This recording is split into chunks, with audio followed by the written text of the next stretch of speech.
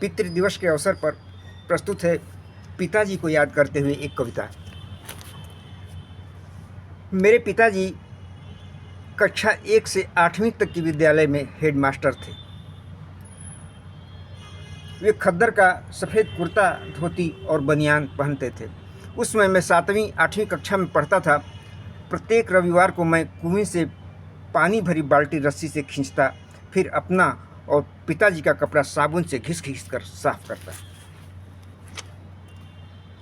बदले में पिताजी मुझे रात में एक अच्छी सी कहानी सुनाते। तब पक्के मकान नहीं हुआ करते। फूस की एक झोपड़ी में सब लोग चारपाइयों पर सोया करते। मेरी चारपाई पिताजी के बगल में होती, क्योंकि मुझे एकाग्रचित्त होकर उनसे कहानी जो सुननी होती। पिताजी के विचार बहुत ही नेक हुआ करते।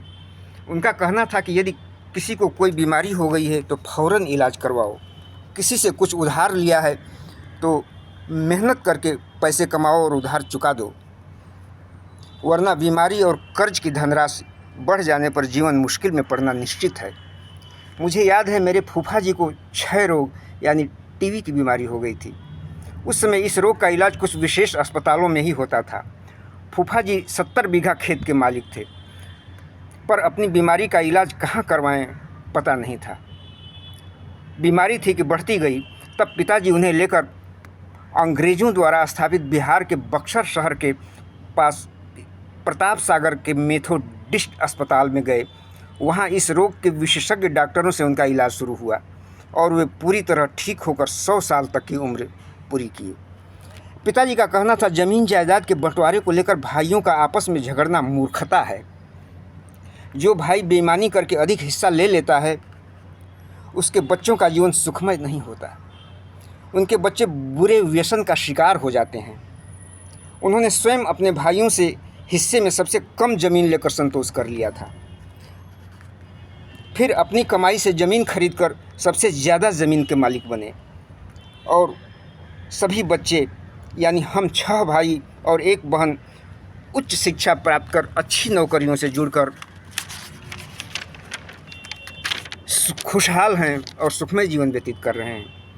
पिताजी कहा करते थे कि हर व्यक्ति को ईश्वर ने कोई विशेष गुण प्रदान किया है, अतः अपने गुणों को परख कर उसे विकसित करना चाहिए। भविष्य में वह गुण ही उसे प्रसिद्धि दिलाता है। मुझे बचपन में कहानियाँ सुनाकर मेरे भीतर उन्होंने कहानी कहने और नई कहानी सृजित करने का गुण विकसित कर दिया था। आज मेरी कहानियाँ पत्र पत्रिकाओं में छपती ही हैं, बड़े मनोयोग से रेडियो स्टेशन से भी प्रसारित करने में मैं सक्षम हूँ। मेरी माताजी अक्सर पिताजी को कंजूस कहा करती थीं। क्योंकि वह सुबह में चाय बनाने के लिए प्रतिदिन गांव की दुकान से 100 ग्राम चीनी केवल मंगवाते। इस 100 ग्राम चीनी मंगवाने में एक राज छुपा हुआ था। ज़्यादा चीनी घर में आने पर कई बार चाय बनती, जबकि 100 ग्राम में सिर्फ एक बार ही चाय बन पाती। उनका कहना था चीनी शरीर के लिए बहुत नुकसानदायक खाद्य पदार्थ है। आज मुझे शहर की जीवन शैली में दिन में कई बार चाय पीने के नुकसान का एहसास प्रतिदिन हो रहा है। पिताजी सचमुच ही बड़े नेक विचारों वाले, दूरदृष्टि वाले और परोपकारी प्रवृत्ति के थे। पितृदिवस पर उन्हें याद करके मैं क्षणभंगुर जीवन की गहराइयों में डूब सा गया हूँ।